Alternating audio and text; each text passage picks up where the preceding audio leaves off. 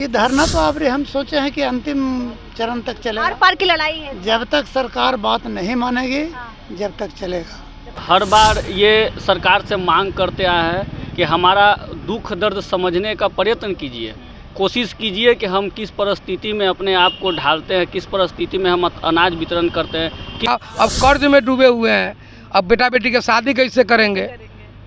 बहुत तकलीफ है, क्या कहिएगा? कि आज मेरा तीसरा दिन हो गया। पहले हम 25 दिन जैसे अनशन हड़ताल भूखे सब रहे थे। इस सरकार के कान में जू नहीं लगा तो इसको ना दौड़ा पड़ा बहिड़ा कोड़े लंगड़ा न कहे तो क्या कहेंगे। नमस्कार, मेरा नाम प्रीति है और अभी हम गर्दनी बाग में हैं। देखिए, परसों से पीडीएस डीलर का हड़ताल शुरू हुआ, कल से धरना प्रदर्शन शुरू हुआ और हमारी मौजूदगी जो है अभी धरना स्थल पे ही है। हमारे साथ डीलर्स हैं। गर्मी जो है उमस वाली है, लेकिन इनका हौसला नहीं टूटा है। इनका कहना है कि हम इस बार सरकार को बताकर ही मानेंगे। आज एक दिन आप लोग का हड़ताल शुरू हुआ 1 मई से, कल से आप लोगों ने धरना प्रदर्शन शुरू किया, आज दूसरा दिन है धरने का। क्या लगता है कुछ बात बनी है? क्या बन पाएगा? अंधा लंगड़ा बहिड़ा कोढ़िया को कितनों कहिए, कितनों समझाइए, कहते रहिए, सुनते रहिए, क्या फर्क पड़ने वाला है? ये तो हम कहिए नहीं कि अंधा है, लंगड़ा है, कोढ़िया है, बहिड़ा सब है तो सुना है कैसे? लेकिन फिर भी तो काहे सुनाने के लिए बैठे हैं आप? हमने कहा कि जागो सरकार जागो। हमने जगाने के लिए यहाँ बैठे हुए हैं। सोई हुई है क्या सरकार? हाँ, सोए हुए है, गहरी नींद में सोई हुई है, समझेगी नहीं? और नींद में बंसी बजा रही है, तक दिना दिन तक दिना दिन तक दिना दिन, समझे?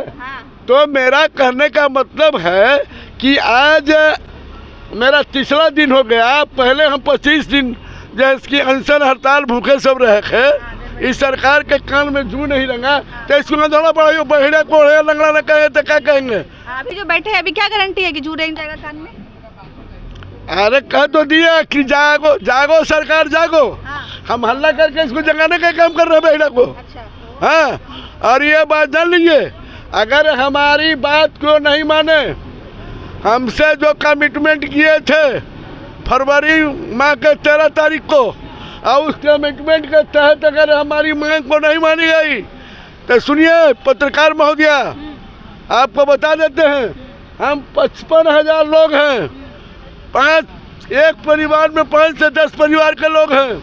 8 करोड़ 81 लाख मेरे लाभुक हैं। तो जान लीजिए कि हम 9 करोड़ के करीब पहुंच गए हैं। हाँ, और बिहार की आबादी कितना है? 14 करोड़। 5 करोड़ है कि 9 करोड़ बड़ा होता है। तो आप जान लीजिए सर्कुलेशन के हिसाब से इस बार 19 का 20 से 25 और 25 में इनको कर देंगे हम लोग सब डीलर फिनिश कर दीजिएगा। हाँ, 25 में नीतीश फिनिश। अच्छा। और ये बात बता देते हैं कि जिस तरह से बिहार रो रही है, आज सारा का सारा लोग हड़ताल पे है। 1-2 संगठन नहीं, 15 संगठन, 15 विभाग का हड़ताल पे है।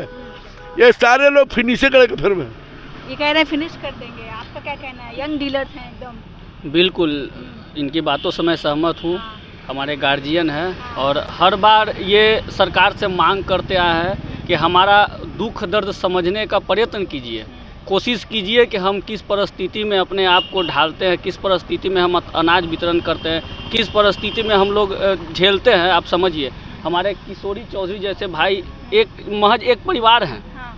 पीडीएस डीलर हजारों की संख्या में इनके जैसे हैं। ये तो महज एक परिवार धरने में बैठे हैं। उनका सोचिए क्या परिस्थिति होता है। और इन्हीं के जैसा समस्या का समाधान सबको करना है। अगर समस्या है तो समाधान कौन करेगा? हमारे गार्जियन करेंगे। नीतीश कुमार हमारे गार्जियन हैं, तो उनको सोचना चाहिए कि आपने औरों को दिया और लोगों को आपने दिया, आगे बढ़ाने का कोशिश किया, लेकिन हमारा पीडीएस को पिछले कई वर्षों से आपने अंधकार में ढकेला हुआ है। इसके प्रति आपका कोई रवैया बढ़िया नहीं है, न आपके अधिकारी का है न आपका। आपको दूसरा बिजनेस भी तो कर सकते थे। देखिए, जानते थे कि इसमें बहुत तकलीफ। नहीं, देखिए बात क्या है ना, दूर का ढोल सुहावन है ना, समझे बात को। दूर का ढोल सुहावन लगता है। पहले वाले लोग थे जो करते थे, इसमें कोई दो राय नहीं है कि किस तरह से अपनी जीविका चलाते थे, लेकिन अभी प्रत्यक्ष में संभव नहीं हो पा रहा है।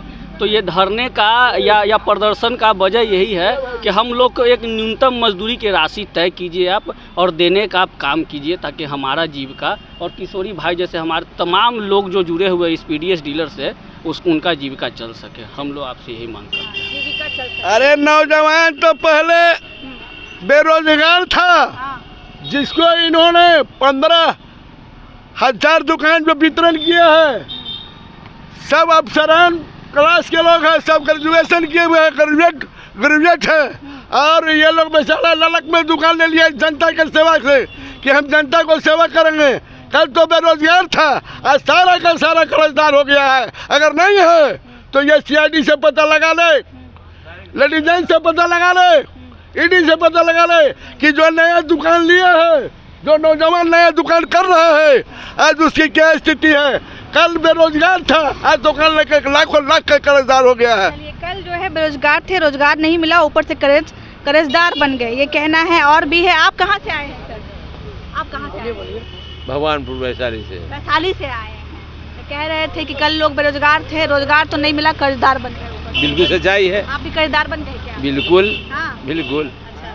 ये सोचते सोचते हम हार्ट पेशेंट हो गए, मशीन भी लग गया। हार्ट पेशेंट हो गए? हाँ, मशीन भी, पेसमेकर भी हालात हो गया। ऐसा हालात हो गया, पेसमेकर भी लग गया। अच्छा। अरे भैया, अब 4,045 का दवा कहाँ से आएगा? हाँ। प्रत्येक महीना ऐसा भी तो नहीं है। अब 4 महीने से पैसा भी सरकार नहीं दे रही है, और लंबी बात भी करती है सरकार। हाँ।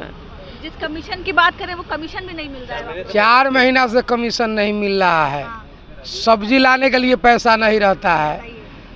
कर्ज लेकर के परिवार का कपड़ा वगैरह भरण पोषण हम लोग कर रहे हैं। यापन चल रहा है, कर्ज लेकर चल रहा है, हाँ। उधारी लेकर चल रहा है। तो ये सरकार लंबी बात करती है, लेकिन समय पर मशीन लगा दिया। अब हम उसमें से 1-2 बोरा अनाज भी नहीं बेच सकते हैं। अगर मशीन नहीं रहता तो स्टॉक तो जुगाड़ हो जाता है, 1-2 बोरा बेच भी देते और बाद में मेंटेन करते। लेकिन अब तो जो जितना बोरा रहता है उतना MO साहब वो जो पैसा इन्होंने करने हेर फेर करता है, तो उसके यहाँ नहीं जाते। हम लोग यहाँ महीना में 1 बार न 4 बार कहेंगे जो ये मंथली जांच है, वो पहुँच जाते हैं बोरा गिरने। हर तरह का मार झेल रहे हैं। हाँ, हर तरह का मार झेल रहे हैं। तो आज सरकार को हम लोग को रोजगार दिया, अब तक उम्र हो गया 55 साल, दूसरा काम भी नहीं, अब दूसरा कोई काम नहीं और मजदूरी भी नहीं कर सकते हैं शर्म से। अगर कहूँ निकलेंगे भी तो गांव हंसेगा, जवार हंसेगा, जे डीलर होकर देख लिया फलना जगह फलना काम करते रह लग रहा है। आई में पास भी है। और ग्रेजुएशन कहला के बाद हम डीलरशिप बेरोजगारी वाला जो निकला था, शिक्षित बेरोजगार, उसके तहत 1990 में दिसंबर में हमको लाइसेंस मिला था। अच्छा। अब बेटा का कोई काम नहीं, अब कोई काम, लाइसेंस का क्या काम रहा? बेटा बेटी 1-2 साल में शादी करने वाला होगा, अब कर्ज में डूबे हुए हैं, अब बेटा बेटी की शादी कैसे करेंगे? बहुत तकलीफ है। क्या कहिएगा सर? तकलीफ तो देख ही रहे हैं हमारे साथी को और हमको भी। तो हम तो ये पहले से भी कह रहे हैं और अभी सामने आ रहा है। जो देखिए कि वो हमारे पूरा फैमिली के साथ, पूरा फैमिली के साथ आई है। जो युवा वर्ग के लोग हैं, जो शिक्षित बेरोजगार के आए हैं, तो ये लोग के तो जीवन बर्बाद है। हम लोग के तो समय पार कर गया किसी तरह से। रोजगार तो नहीं मिला लेकिन कर्जदार बन गए। कर्जदार बन गए। तो इस समस्या कब तक चलेगा आप लोगों का ये धरना प्रदर्शन? ये धरना तो अब हम सोचे हैं कि अंतिम चरण तक चलेगा। आर पार की लड़ाई है। जब तक सरकार बात नहीं मानेगी, जब तक चलेगा। जब तक चलेगा। और ये संख्या बढ़ती जाएगी दिन पर दिन। हाँ, संख्या ये तो है जो कि अभी है, जो कि हम लोग क्षेत्र पर थोड़ा एक हमारे साथी है जो कि थोड़ा विरोध कर रहे हैं। अच्छा। यूनियन के। तो इसके लिए है जो कि हम कहा कि यहाँ आने की ज़रूरत नहीं है, अभी अपना क्षेत्र में लगे हो। हाँ, और लोगों के समझा के अपना तय कीजिए। तो यहाँ आने के तो जब एक दिन आवाज़ किया जाएगा तो यहाँ सब भर जाएगा अपना आदमी, उसके लिए कोई दिक्कत नहीं है। चलिए, इस बार जो है लड़ाई आर पार की होगी।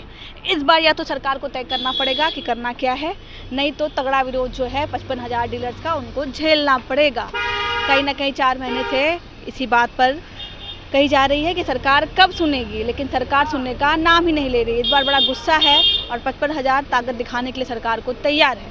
बाकी आपको क्या लगता है कमेंट के जरिए हमें ज़रूर बताइएगा। मैं थी आपके साथ प्रीति, बहुत बहुत शुक्रिया।